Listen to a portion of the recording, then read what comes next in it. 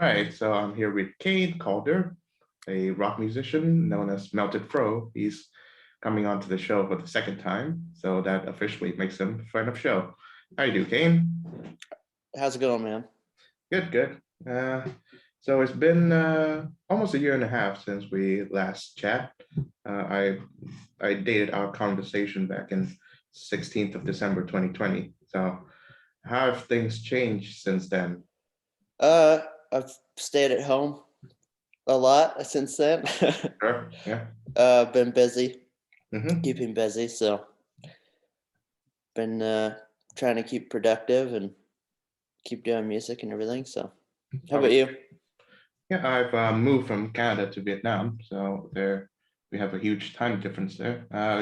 We've talked about daylight saving time, so it's it was 12 hours difference, and it's now 11. Yeah, Yeah, explain daylight saving time to those who do not know that what that means. yeah. I was just saying how what they used to do was put the clocks back or put them ahead for farmers, basically, so that they can have an extra hour to work. So, Mhm. and I was Okay, just saying how most of the people now aren't farmers and they still do it, and it's just a pain in the ass. So, right, but right. I thought it has something to do with how the days get longer in the spring and summer, and it's shorter in the winter time. yeah, Um, yeah, it was really weird for me because when I first came to Canada, the daylight still there until like 9 and 9:30, and yeah, it was quite an odd experience. yeah. Yeah. It's I don't know why they do it anymore. It just screws up like your whole routine, Mhm. and it's been proven to cause heart problems as well because people are like changing.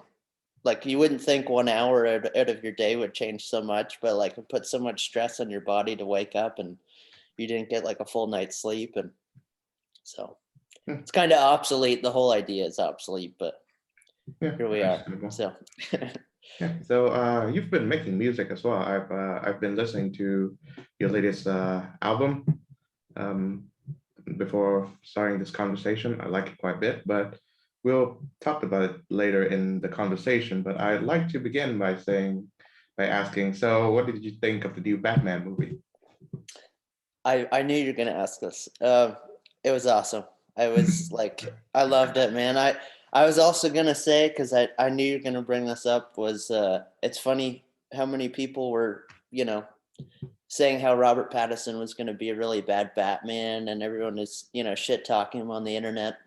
Sure. And if anyone's seen any other movie besides Twilight that he's done, it's like he's an awesome actor. It was I know, yeah. I loved it. I thought it was great. Hmm. I thought it was the best superhero movie that I've seen so far. I mean, it beat all the Marvel movies besides Sure. Logan. Hmm. Logan was the only other movie that was like that real, you know? I mean, it's still a superhero movie, but Hmm.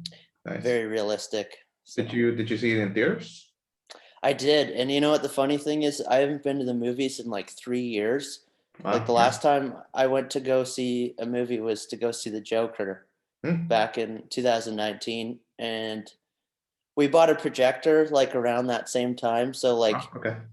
we stopped going to the movies because I had a projector, right? So I was like, this is perfect. I don't have to if I have to pee, I don't have to like miss a whole scene or something. I can just Yeah. pause it. So but Nice. it was I was like, I have to see this in theaters. So I finally Hmm. got to go to the movies. So it was great. Yeah, I hear it's pretty long though. It's like close to 3 hours. Oh yeah, it's have you not seen it yet? No, because Oh, theaters are okay. not open in Vietnam yet. Oh, okay. Yeah. I don't want to ruin anything for you. I won't tell you anything, but it's great. You have to see it in theaters. Okay. Well, when they open, I suppose. Yes, Um, definitely. would you say it is the best Batman you've seen? How would you rank it in the canon of the Batman films? I would say it's probably the best Batman film. It's funny because Ah, we watched Batman Returns with Danny DeVito and Michelle mhm. Pfeiffer Sure. Yeah. like the week before, and that's probably like second in the list, but I Hmm. didn't. Christopher Nolan's Batmans were like really good for the time, but like now I watched the most recent Batman. I'm like, they're good, but like this one tops it. So Mhm. I miss the campy Batman. I hear that the latest one is like they really go into the dark and angsty oh emo yeah, Batman. DC, hey, they're goth, they're goth, they're the goth comics. So Hmm. yeah, I like campy Batman. That's why I like Batman Returns and like the Tim Burton Batman uh franchise is like super campy, but it works and it's cool. So Hmm. Right. Did you see it with Kyla? I did, yeah. Right. Yeah, I did forget to mention that you host a podcast with Kyla, your current life partner, Yes. the Kayne and Kyla show. Tell us a thing or two about what that show's about. It's kind of we just were like it was during the pandemic, and I was like, why don't we just like start a podcast because we're Mhm. home all the time. So we've been actually terrible at doing the podcast. It's like so like every 6 months or a year we like end up doing an episode. We're like, oh, we should probably do an episode. So it's Yeah. fun. We usually end up going like completely like unprepared when we do an episode. So it's really like stream of consciousness type thing. So Oh yeah, I like it quite a bit. Yeah, cool. I like the chemistry. So I listened to the horror movie episode Yep. this morning, and if you like to open that can of worms again, I'd like to do so, as in partake in a discussion about horror Oh, movies. of course. Yeah. Yeah. So, what kind of horror movies do you prefer? Um, I'm pretty much like uh, I'm across the whole spectrum probably of horror Mhm. movies because like I like slasher films. I like psychological horror movies. I mean, I'm not like a huge fan of like sci-fi alien movies and paranormal movies, but like there's good ones, so I'll watch pretty much anything. Mhm. Yeah. I recently had a talk with a friend of mine. I said that the horror movies that i- different cultures have different kinds of horror movies because and when you see films from Japan or Korea or even the ones from Vietnam, the subjects of horror are tend to be pretty different from those of the North American West or even European. Definitely.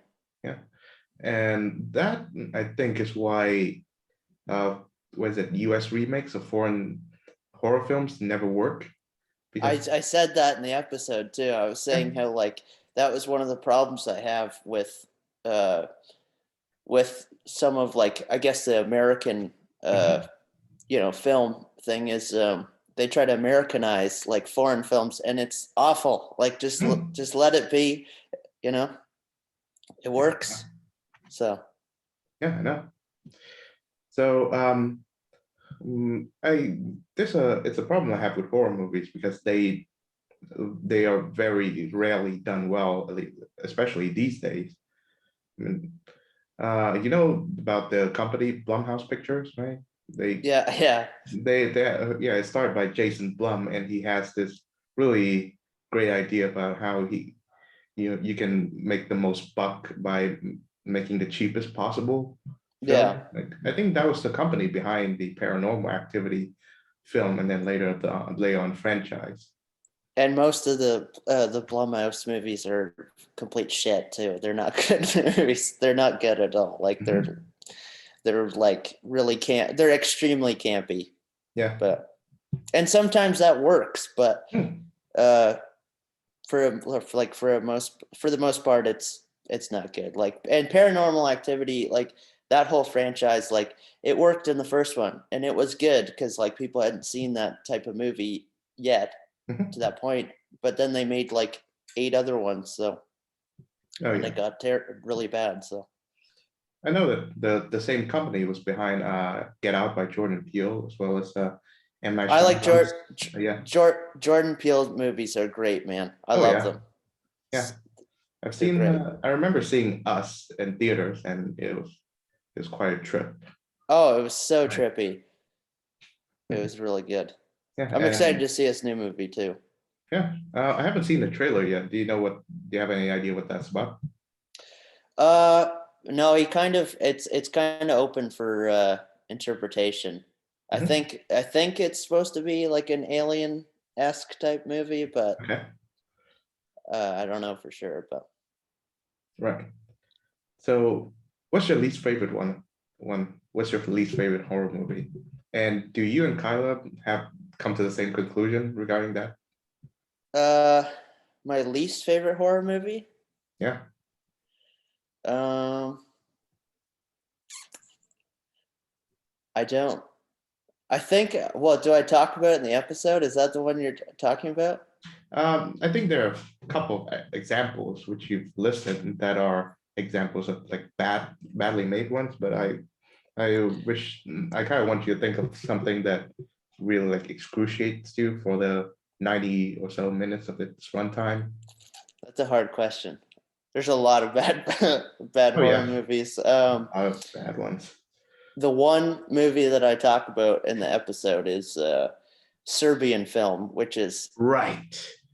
No, awful. awful. It is awful, and Awful. it's so disgusting. Yeah. It is the worst movie I've ever seen. Like psychologically, it is terrible on Mhm. anybody for anybody to watch that. So I mean, it is basically torture porn. And it yeah. Yeah. it's bad, man.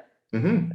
I was in high school when I watched it, and the only reason why I watched it was because my classmate was like, "Oh, because I loved horror movies since I was like really young," and Hmm. he's like, "Oh, you should check out this movie. It's like banned in all these different countries." And Hmm. I was like, "Well, I have to watch that because I have you ever seen Cannibal Holocaust? Have you ever seen that movie?" I have heard of it. Yeah, it's got like a big cult following, but like Yeah. it's pretty brutal. There's Hmm. like some stuff that would not fly today. Um, and I think they definitely were doing stuff that like Yeah. uh and like I don't think any film production would do that at all. No. So but so I had to check it out. I was like, it's banned. It must be pretty brutal. I Hmm. can handle it. And I watched it and it was I wish I didn't watch it. It was that bad. So Yeah. Well, I yeah, mean, that would probably be my least favorite horror movie. yeah, I would encourage anyone who's listening right now not to Google a Serbian film, but they would do it Yeah, anyways, and they will yeah, suffer the exactly. consequences.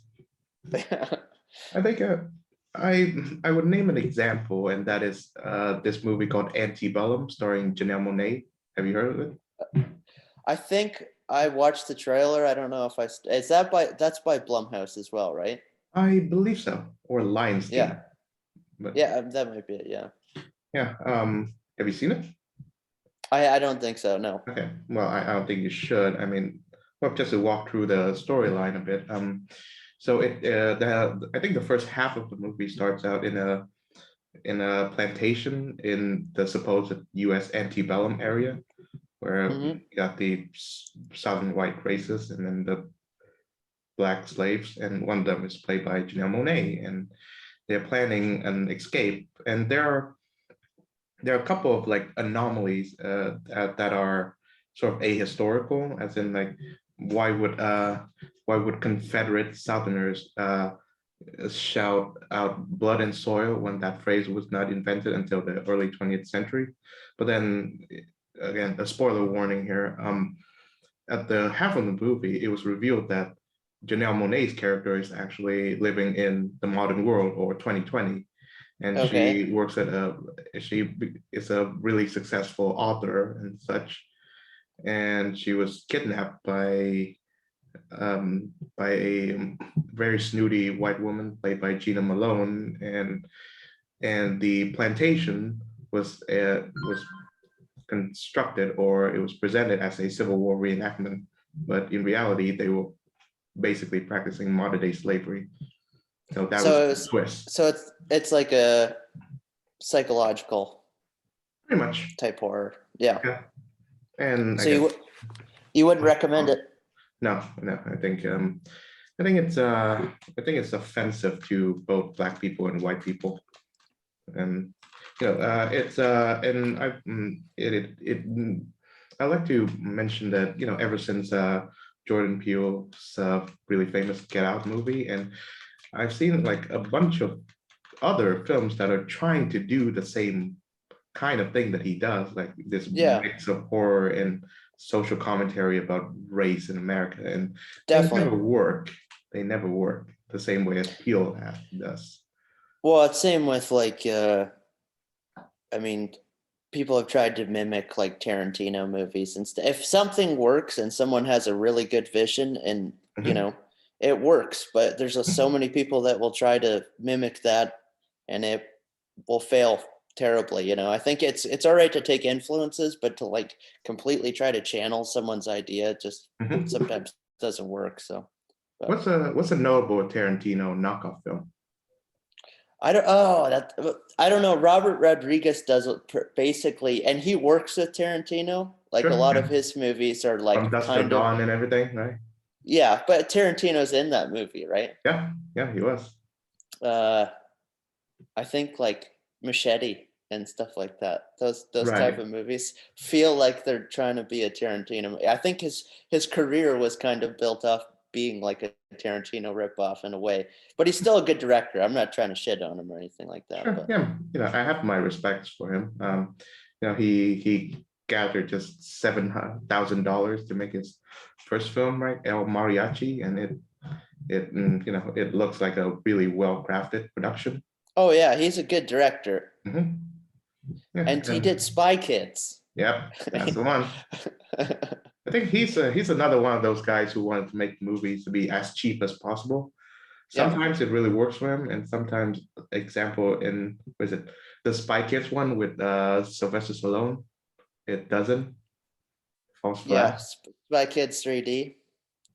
Yeah, Yeah, and I was I was gonna say about I was actually it's funny I mentioned that was I was just watching Robert Rodriguez does a like an interview thing with directors, and I was watching a yeah. thing with John Carpenter, Oh and they were wow. talking about budgets and how I think sometimes like not having a huge budget is kind of a good thing. I mean, it's same with Mhm, musicians. Like you look at like Black Sabbath's like early records. They didn't even they had like $800. Like that mhm. was like the budget of that record, and it's amazing.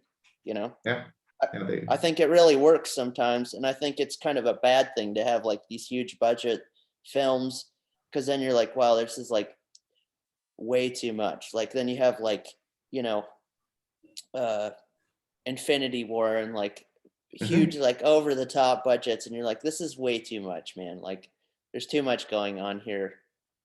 It just seems excessive. Yeah, I think I had a conversation with I think another friend that yesterday where I said that the rise in popularity of Marvel movies means that the the slow death of Hollywood, or even the actual death of Hollywood, because Yeah.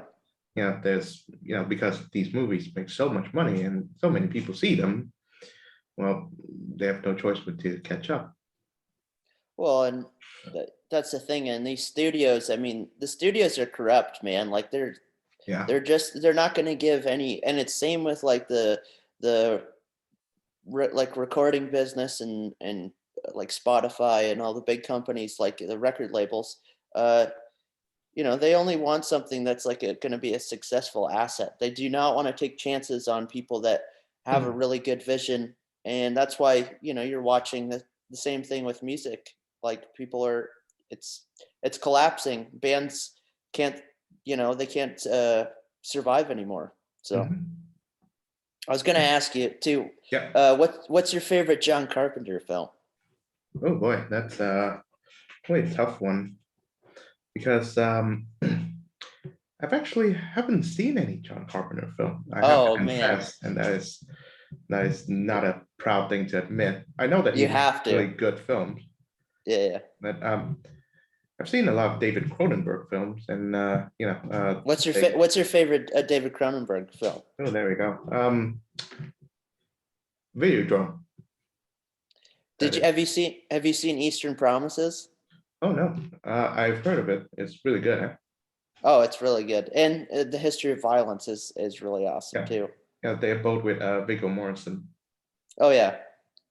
And they filmed it actually in the town that we used to live in, Millbrook. Okay. Yeah, they filmed that movie there, so it's pretty cool. Hmm. You Yeah, I have to think. watch you have to watch John Carpenter. Yeah, Watch any John Carpenter film. yeah, I'll keep that in mind. I mean, I have a list of stuff. I mean, there's Christine, right? He did Christine with the Yep. car. And I haven't even watched that whole movie, man. I've watched like parts of it because I don't know. It's a weird mix of like Stephen King and Hmm. John Carpenter, but watched a good chunk of it, but I haven't watched all of it. Yeah, there are really bad Stephen King adaptations out there. I mean, I don't know if you've seen any of them.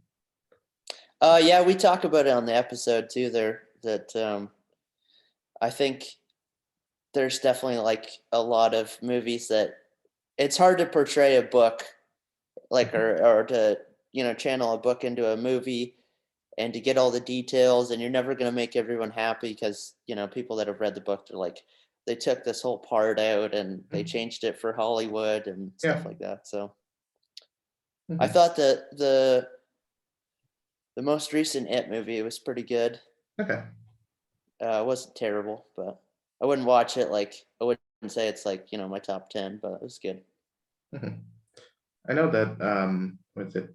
I know that Stephen King himself co-wrote or co-wrote a version of The Shining just to as a response to Stanley Kubrick's version of The Shining, which he hated. And I Yeah, heard that version itself is rather boring. I haven't seen it, but yeah.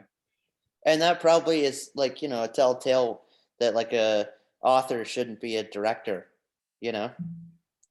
Oh yeah, So right. Yes, he did direct a movie, Maximum Overdrive. yes, Stephen King himself. yeah. Yeah, I don't know if I've seen Max. Oh yeah, yeah, the truck movie, right? the truck movie. Yeah, yeah. I haven't seen it. Hmm. Yeah, it reminds me of when do you happen to know Norman Mailer? No. He's one of the greatest and rowdiest authors of the 20th century. One may see him as a successor to like Ernest Hemingway.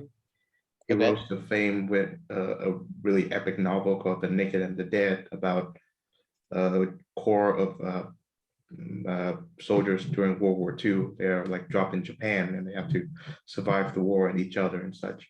The novel is great. And then later on, he branched into making movies. And one of his more well-known films is called Tough Guys Don't Dance. And it Okay. stars Ryan O'Neal and Isabella Rossellini. And it is well known because at the end of the film, um, was it O'Neal has a scene when he says, "Oh man, oh God, oh man, oh man, oh God." There is a clip where it's a compilation of like worst acting, and that is one of it. Oh, okay. I encourage you to check it out. Yeah, I'll check it out for sure. Yeah, it's he wrote the novel and then he wrote the script and then he directed the film. So yeah, Norman Mailer. So there's that. Um, so who besides John Carpenter, who's your preferred horror film director? Oh, well, probably Ari Aster right now because that guy's like doing some pretty crazy stuff. Okay. Yeah. Right now, I would say him. Hmm. Right. Um, I'll go for David Lynch. I was gonna say David Lynch, but I was like, horror movies. Like David Lynch isn't really horror, though. You know? Well, I'll say Eraserhead is it's his purest form of horror, but for Yeah, the most part, it's suspense and thriller and surrealist. and I mean psychologically too. Like you watch like Mulholland Drive. Oh It's yeah. a really beautiful movie, but it's like there's out, and that's David Lynch's thing is that he makes something really beautiful, but there's like all this messed up shit going on in Hmm. the background. You Yeah. know, I really loved Elephant Man. That's probably one of my favorite David Lynch movies. Is Mhm. Elephant Man. I thought, I mean, it's amazing. Yes, it's actually one of the Lynch movies that I haven't seen. Oh, So, you got to watch it, man. It's great. mhm. Um, what about M. Night Shyamalan? I actually saw his latest film in theaters. I don't know if you've seen that. Old, Old, yes, yeah. Old. I fell asleep watching it. We watched it Ooh, like a few months ago, and I'm terrible at like staying up and mhm, watching movies. I always fall asleep. So Kyla mhm. always kind of has to explain like the ending to me when I wake up because I don't want to watch it. If it's like so shitty, I'll fall asleep and then she'll have to explain the ending because I'm not gonna watch. I'm not gonna watch the rest of it. So yeah, I heard it wasn't good. It was based on a graphic novel, and I think he changed the ending to it to make it, Yeah, to make it look better. So it yeah, ended like on a good note, to say the least. But it has a lot of really cringy writing in there. But overall, I yeah. like the premise. His early 2000 run of movies was probably his best. Like we talk Yeah, about the show Servant, yeah. which is really good and it's definitely worth checking out. But Mhm, when I watched Signs as a kid, that like really scared the shit out of me, man. Like that was really scary as a kid, especially the mhm. part where there's an alien walking across the alleyway. That like gave me Yeah. a heart attack as a kid. That was scary. Yeah. Mhm. Yeah. It was his best attempt at doing a version of Close Encounters, Mm. the Spielberg film. And I think it might, no, I think Unbreakable is my favorite of his, and Science is the Oh second yeah. one. Did you like Glass or Split? Did you like those? I like Split. I haven't seen Glass, but I've heard that he didn't pull it off. Glass, I can see how a lot of people didn't like it, but it's pretty good. Like, uh, I'm not gonna ruin anything for you, but you should definitely check it out. If you like the other two, Mhm. watch it, but don't expect that it's gonna be like, you know, uh, amazing. It's not a great. The story's not a super, over the Mhm. top, but it's a good movie. I liked it. So, Nice. Yeah. Um, Speaking of, I hear you and Kyla spoke about the Saw movies, and I've never seen any of them, and I don't think I would ever want to. yeah. Uh, have you seen the newest sort of like reboot installment with Chris Rock? No, I haven't watched. I stopped watching Saw after like the fourth one. Yeah, So, I know that the former lead singer of Linkin Park was in one of the installments, Chester oh, was he? Bennington. Yeah, Okay. which pivots me into music. Yeah, he plays one of those guys who was trapped in one of the traps where he has to either save himself or his girlfriends, but then or his friends, his group of really mean friends. But then when he did, he rips out his bag from like because his bag was like really attached into the car seat. So Oh, okay. yeah, one can imagine that. Which pivots us nicely into the topic of music. So here's a good question for you. How does yours and Kyla's music taste converge and diverge? Like, what do you have in common, and what does like she hear that you cannot quite stand? um, I don't know. We've both kind of grown a lot. Like when we first started dating a few years ago, we liked a lot of like older rock stuff, and she liked Mhm, 70s and 80s stuff. But I don't know. She's shown me a lot of bands, and I've got her into a lot of bands. mhm. And I think now we kind of know what each other like to the point where like she won't play like new. I don't listen to a lot of newer music, Yeah. and she listens to like a lot of newer music, so we Mhm. kind of like play off each other that way. I got her into Primus. She likes Primus now, which is Yeah. pretty cool. Yeah. Yeah. Who's that? Have you never heard Primus? No. Oh, Les He, Claypool, oh, really? bass. Yeah, yeah. Oh, You got to okay. check out Primus, man. It's great. Oh, It's there you go. 90s. It's like weird 90s music. Hmm. I can't really explain what Primus is, but they're like uh it's like a super alternative 90s band to definitely check out. Mhm. Yeah, I I find it quite disappointing these days that, I mean, there's that Neil Young song, right? Rock and roll will never die. I mean, I Yeah. kind of believe in it, but these days there have not been pretty like there have not been a great rock act that shook the world as we speak. I mean, they're still good rock acts, and I count you as one of them, but they have not captured the attention of, I guess, the mainstream as they used to. Do you like the Foo Fighters? Actually, no. Yeah, I'm on the same page. No, I do not I think like. I think every single one of their albums sound the same.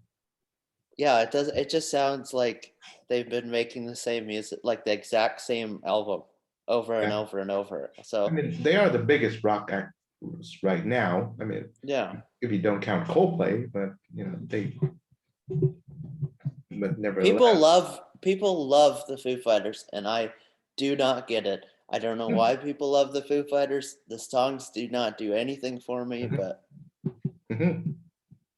I know that the Foos do not like the Foo Fighters because they fight yeah. Foos. So bad pun power. Oh, it's all good. I think for me, Guns N' Roses was the last great rock act. I mean, afterwards, I cannot stand any of the acts that came after them, and even some of the Guns N' Roses album that came after, was it Appetite? Couldn't stand that Yep. either. Yeah. And those You either. mean Use Your Illusion? Did you not like that? That was after Appetite. Um, I like a few of the tracks. Obviously, Yeah. November Rain is quite good. Their cover of Knock Knock Knocking on Heaven's Door by Bob Dylan is quite Yep. good. After that, I mean, I couldn't see a really great one where the entirety of the track list is solid, the same way as Yeah. Appetite was. Yeah. Use Your Illusion is kind of like all over the place. Mhm. I know that they've reunited now and they're playing shows, but yeah. I find like a lot of stuff is like nostalgia acts all the time, like where people are just like they want to relive the 80s and they want to relive the 90s because there's Mhm. like not a lot of uh in the mainstream, which I mean mainstream always sucks anyways, but like in the mainstream there isn't really like a solid rock band that's taking the torch and going with it or anything like that. I think there's a it's really kind of like a class thing now where you just have like the underground and then what's selling in like Ford commercials, bands like songs and that are in Ford commercials and movies and shit like that. So Yeah, I don't know. It's right. Yeah, there are just those. because something's big doesn't mean it's good, right? Mhm. I Yeah, mean, Imagine Dragons is yeah. I was gonna mention. fucking awful. No, So yeah, I couldn't stand any of their I'm pretty sure like Chad Kroger from Nickelback. Nickelback Yeah. found them. So that's kind of a telltale of what, how good they are. A proud Canadian rock band there. Yeah, I saw this photo where the previous Prime Minister, Stephen Harper, was seen posing with that guy, Chad I've from seen it. Nickelback. Yeah, yeah, And I've seen that picture. yeah, that's just the dictionary illustration of what it means to be lame. So got that. Yeah. What are some non-rock music that you listen to? uh, I like Bonnie Prince Billy. I don't know if you've ever heard of him. Ooh, Will Oldham. Yeah, That's him. yeah, yeah. Yeah, so he's an actor too. He has this movie, this really small indie movie called Ojoy. Okay, Yeah, so I'll have to check it out. yeah, so Um, he does like folk stuff, right? Acoustic guitar and vocals, right? yeah, he's kind of all over the place. Like, and the lyrics are pretty heavy. Mhm. Um, and he's got like this really sweet voice too. So it's I'd have to look on Spotify. Like I listen to kind of like everything, but Yeah. lot of folk stuff, and Yeah, me as well. Yes, well, I and like I like film scores too. You know, I like there you listening go. just like even check out the new Batman score because like Mhm. that was really awesome. So Yeah, who did that? Is it? It's not Hans Zimmer, right? no. I think it's Michael something. I'd Mhm. have to look it up, but Okay. yeah, no, the score is really good. I know that Johnny Greenwood's scores for Paul Thomas Anderson's films, they are always the greatest.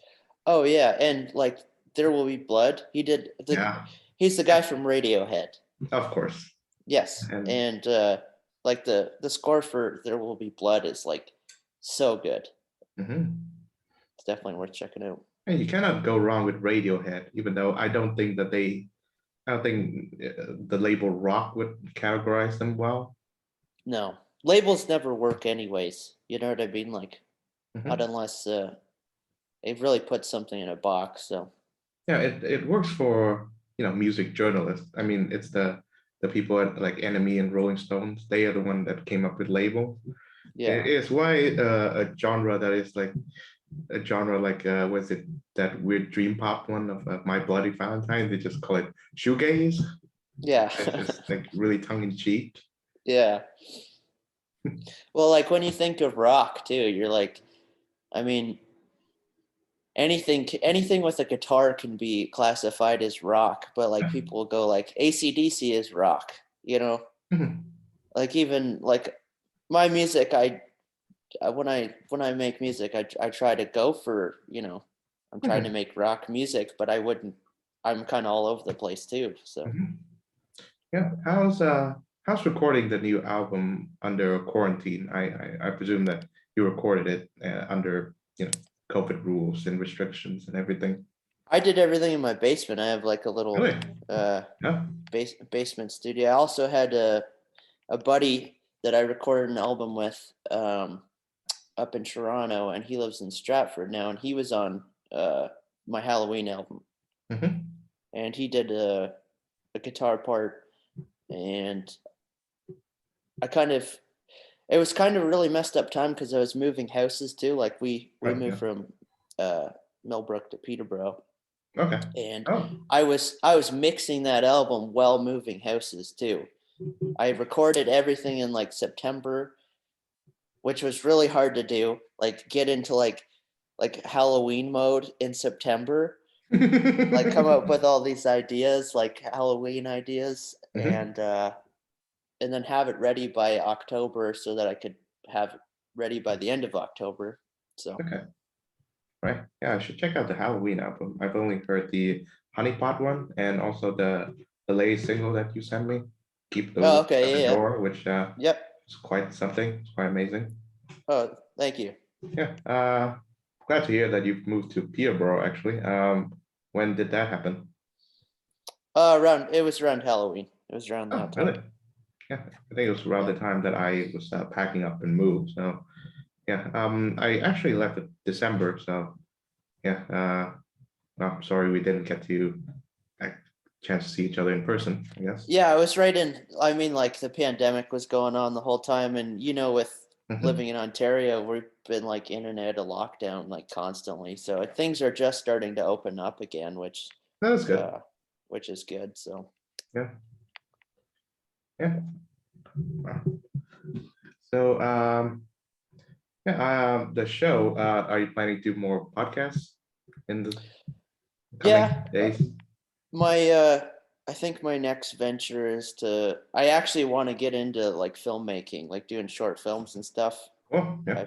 I've been I don't know if I've done like a few different music videos and stuff like that on YouTube, and I've tried like doing little skits and stuff like that. So Mhm. I'd like to get into like doing like short horror films. That's kind of my next thing. Kind of put music on the side. I have, different projects that I'm working on, but Of that's course. one thing I really want to focus on. So Yeah. Yeah, it's really nice branching out. Yeah. Yeah. trying different stuff. Yeah. Don't want to be boxed in, No, obviously. definitely not. No. Yeah. So What's a move? What's an idea for a short film that you're cooking up right now? uh I don't want to give anything away, but I had this idea for like kind of like an exaggerated like conspiracy theorist, Hmm? doomsday prepper, Okay. and it's kind of like I don't want to give too much away because it's still in kind of like the you know Sure. Yeah. writing mode or whatever. But it's kind of like they always portray like doomsday preppers like they were right. You know what I mean? Like they always show like bunker movies and stuff like that where Mhm. they're like the bomb goes off or something like that, and they're like, "I told you so." But this is kind of like this is a complete opposite take on it, where like, and it's kind of a take on conspiracy theorists where it's Yeah. just like, the They world's tend to going be to shit. wrong. They tend to be wrong. Yeah. I don't I think everyone's a bit of a conspiracy theorist. I think that's just natural to being like a human. It's Mhm. just being, conspiring a theory because I watched this thing about was watching this interview with an author, and he was saying a lot of conspiracy theories stem from us not having apex predators anymore, Right. and Yeah. how that we always feel like we're in danger, and naturally we feel like we're in danger. So, and now that we don't have an apex predator, we conspire these theories that someone's after us. And Mhm. uh anyways, that I won't give anything away, but it's basically a take on conspiracy theorists. But Sure. Yeah. Yeah, they tend to be wrong, and it's they I think they would benefit a lot being authors of like sci-fi novels, yeah. because they kind of are storytellers in a way, and Yeah. they should harness that talent and not to loudly spread misinformation for the benefit of us normal people. I think it's funny though, you look at like Aldous Huxley or like George Orwell, Yeah. and like at the time, when they put those books out, it was kind of like people were probably like, these guys are crazy, like what people were people were probably reading it and going like, who the fuck wrote this? What are they even talking about? But you watch like, a lot of George Orwell stuff has kind of come to fruition. I mean, we have cameras on everything now, which is Yeah. kind of trippy. So, Mhm. but Yeah, I've always thought that the current dystopia we're living, it resembles more of a Huxley than an Orwell. I mean, sure, I mean, Orwell's reality resembles, say, China, but in say the Western world, in North America, it's more Huxley, because we have become so we've become so craven or starved with pleasure, even though that there's an abundance of pleasure going on. well, especially you look at America, it's like constant, like excessiveness. Yeah, it I is. mean, America is about supersized meals and like big everything all the time. Like, Yeah. and there's a really good book you should check out, which is called "Amused to Death" by Neil Oh, Postman, and it was written back in '84, and he kind of talks about how our world is becoming like a mix of 1984 and Brave New World. sure. Yeah. It's a really cool book. So Hmm. Nice. Yeah, and one of the things I've never enjoyed about America is how they make prosperity gospel into a new thing, like into a thing, like it's mega churches and stuff. oh yeah. Yeah, they there's this show on HBO called The Righteous Gemstones, starring Danny McBride and John Goodman and everyone, which Okay. basically sort of lampoons this practice of mega church pastors constantly asking for your money, and I think that's Yeah. just patently anti-Christian to do so. Well, look at like a hardcore evangelist like Kenneth Copeland. The Oh dude yeah, is literally like the yeah, he's devil, made of and money. he looks like the fucking devil, and people love him. They give away they sell their houses for him, and here he Yeah, is. He has a private jet, yeah, and I don't know. It's mhm, awful. yeah, It's fun when you go down to the States. Like I did this road trip on the West Coast, and it's funny because like you go to all these different hotels and you'll turn on the TV and there'll be like the local evangelists and they're all different and they're all like just over the top. If you watch a lot of it, like it's almost like it's mind control. They just repeatedly like sing these songs and people get like in a trance almost. So Yeah, it's scary. I think it. I don't know it.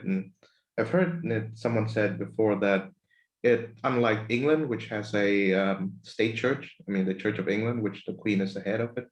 America doesn't have it. Separation of church and state and such. So you have these churches competing over who gets to be the national church, and Yeah. that's why you get like these really big church which are just basically in the vicinity of each other in certain states and towns. Yeah. There's a lot of money in it, that's for sure. Oh yeah.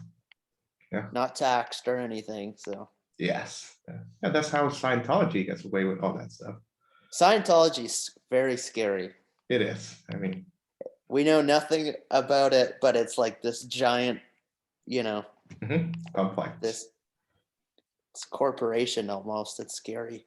Yeah, I think you should read about Operation Snow White, which is a real true conspiracy in which like members of the Church of Scientology breaks into the, I think it was the U.S. Federal Reserve, or where they keep the records, and they stole records, like federal records that are that shows the church in a bad light or something. And yeah, and I think the current guy, David Miscavige, has something to do with it. Like he may have orchestrated the entire thing.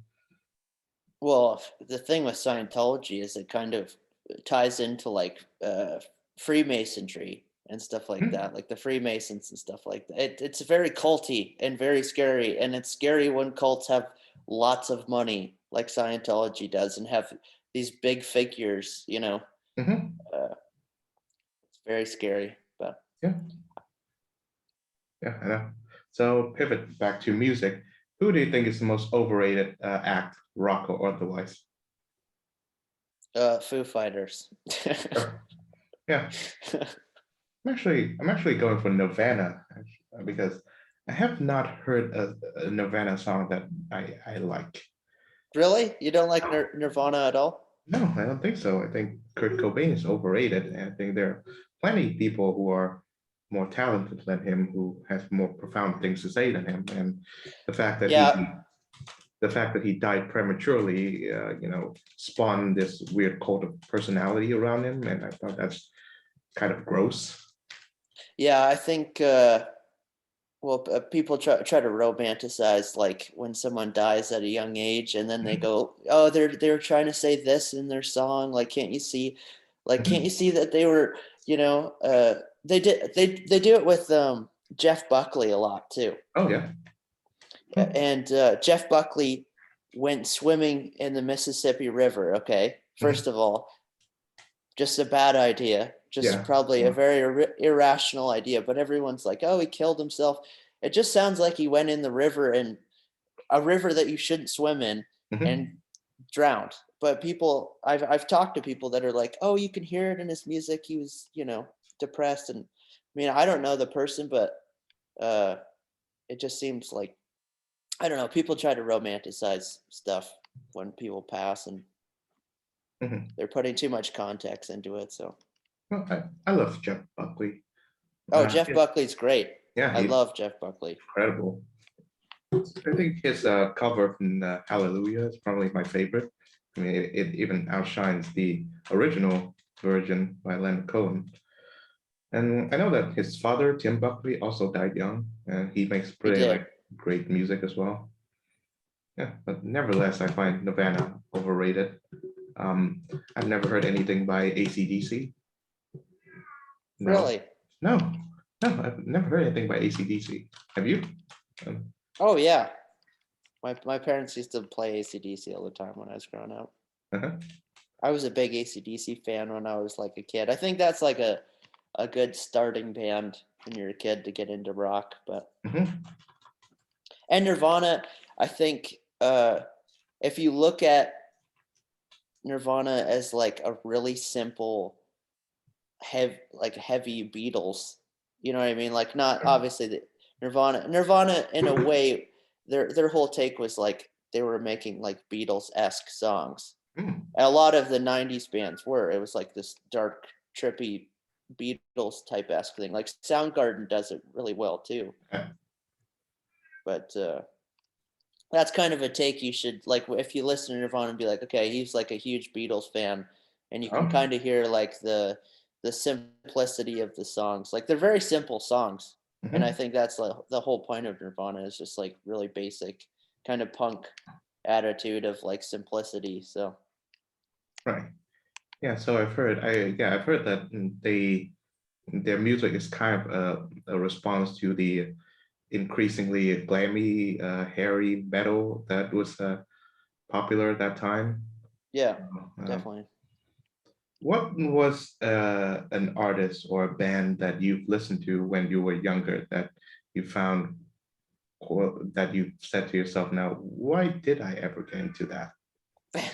um, I listened to Motley Crue, Oh, uh, like heavy interesting. duty. I loved Motley Crue when I was like in grade 8, and I listen to it now, and it's super fucking cringy. Like it's just like tits and motorcycles, and it's just it's so like ridiculous. But it was cool when I was like 12 or 13. It was like a cool leeway. I mean, that's how I started playing music. Was I started playing Mhm, bass and trying to learn Motley Crue songs, but I can't listen to it anymore. I can't listen to Motley Crue anymore. It's mhm. good, but I just it's ran its phase. So Yeah, I've never heard anything by Motley Crue anyhow. Um, definitely I don't know. I check it know out. that Disney Plus has a mini series about the Pam and Tommy tape, Yeah, right? yeah. I've watched a few. I'm like halfway through the season, so Huh? How'd you find it so far? it's pretty cringy, but like Hmm. it's kind of a cool take on like uh how people get treated when that stuff happens. Yeah. Like they get exposed or hacked or whatever. So Uh-huh. Yeah. I think it was in. I know that Netflix has a sort of like fictionalized biopic of the band. It's called The Dirt, and one of the scenes I think it was featured in the book as well, where they ran into Ozzy Osbourne, and then he saw a line of ants, and they just like fucking snorted it. yeah, He it's snorted it some was in the ants. book too. I Yeah, read The Dirt and they talk about it in that too. So yeah. Yeah, whenever I read about like Ozzy Osbourne's like travelogues on the wild side, I just thought, how is that guy still alive? You know? oh yeah, Yeah, I mean, I know that he almost killed his wife, like his current one, Sharon. yeah, Yeah, yeah. Ozzy is like I don't know. yeah, He's done some wild stuff, man. it's unbelievable. Have you seen anything by the Osbournes TV show? Do you know that exists? The Osbournes TV show? Yeah, I watched it in the early days. I actually was watching reruns a few years ago too. It's Hmm. like the first reality show. Hmm. Yeah. Yeah, it was a fun show. I wonder if you've grown up listening to 2000s era new metal, and whenever I look up these acts, I know that Disturbed is one of them, and their debut album sold like 9 million copies. Yeah, Yeah, it's really staggering.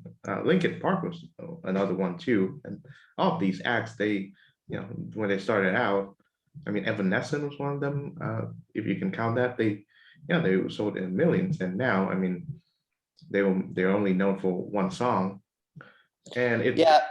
Those bands were coming up, especially when like you had the pirated music era. You know what I Oh, mean? yeah, Like huh, like Limp Bizkit and and Corn and all those bands. Like they were kind yes, of. yeah, It's kind of funny because like they sold so many records, but they were also part of like the beginning of pirated music too.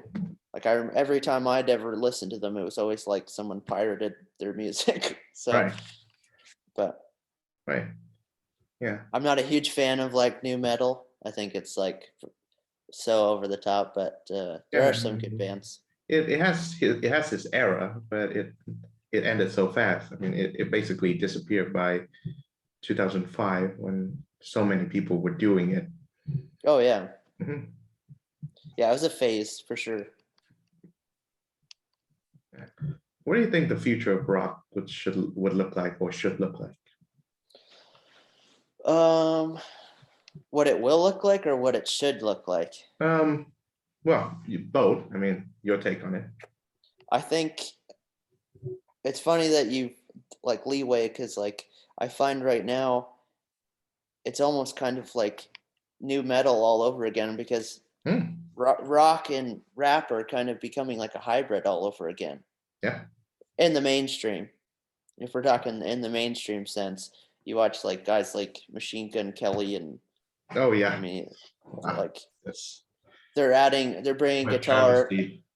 They're well like it's funny because genres now are like really kind of changing. Like they're kind of becoming like rap in a sense is becoming punk Hmm. esque. You know what Yeah. I mean? And rock is becoming kind of like pop esque, Right. and Hmm. country music is like Country music. like commercial country music isn't even doesn't have any soul at all. It's just Yeah. like The trying beer to truck commercial. sell a fucking Ford, a Ford Yeah. F-150. So, The beer and truck but commercial jingles. yeah, so Yeah. And what do you think rock should look like then in the future? Maybe the next 5 or 10 years. uh, I don't know. That's a really hard question because it's just kind of.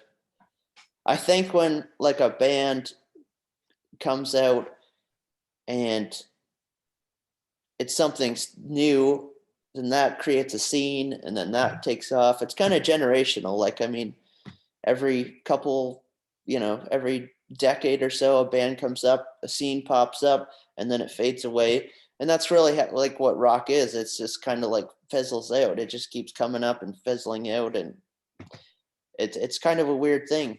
I think But I don't know where it's gonna go. But yeah, I think either there's gonna be like a really surprise act, like a Guns N' Roses gonna pop up to the scene, and people will say, "Well, rock is back now," or there'll be some really underground people who suddenly has a top hit, and they will discover like they have an entire back catalog, like great music.